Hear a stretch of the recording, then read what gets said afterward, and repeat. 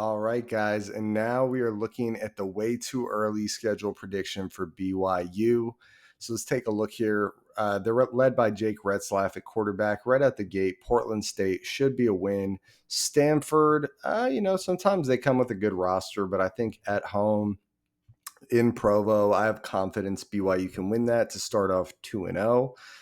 East Carolina, uh, at East Carolina, I think roster quality wise, BYU is going to have a pretty good advantage there. That should be another win. Start off 3-0 here.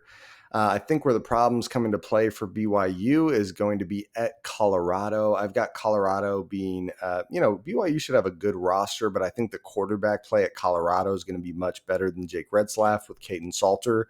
And so I've got Colorado winning that one to have them start off 3-1.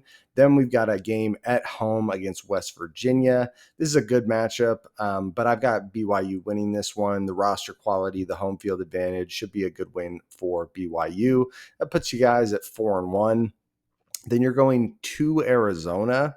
I think the problem for me with this one is just I think they have a good quarterback advantage over BYU, but I think the roster quality really favors BYU. And so because of that, I'm going to have BYU beating Arizona.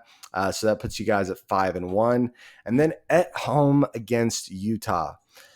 This is a tough one for me. Obviously, I'm a Utah fan. You could tell by the background. This is where I'm at. Is there a good chance the home field advantage is really strong for BYU and they beat Utah? Yeah, that's a real thing that could happen. Is there also a real chance that Utah last year against a BYU team that looked very good last year? Utah had no quarterback. It was at home for Utah, but they had no quarterback, and they were able to pull off really within an inch of a win of pulling off the win against BYU. I've got Utah in this one. I think Utah's got a significantly better quarterback in Devin Dampier over Jake Retzlaff. I think it'll be close because BYU has a real good home field advantage, and it'll be a tight one, but I've got Utah winning that one.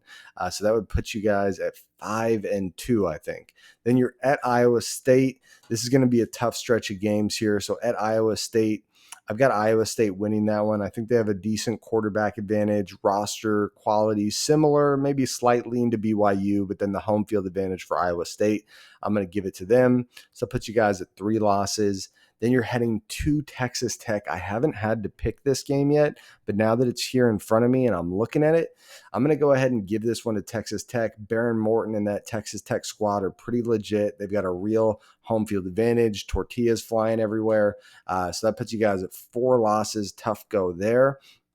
Then we've got BYU versus TCU. I haven't picked this one yet either, but I am going to give this one to BYU just because I think TCU is a good squad. They have a good quarterback, but really BYU's got one of the better home field advantages in college football, much less the Big 12. So let's go ahead and say that's a BYU win, 6-4, 2 games left.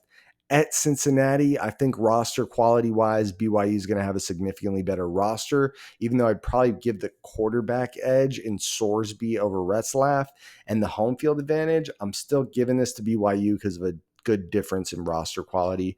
So that puts you guys at 7-4. And now you're at home against UCF. That should be a win for you guys. That's a better record than I thought I'd be giving BYU. And a lot of it is because I really do respect BYU's home field advantage. So 8-4 for BYU.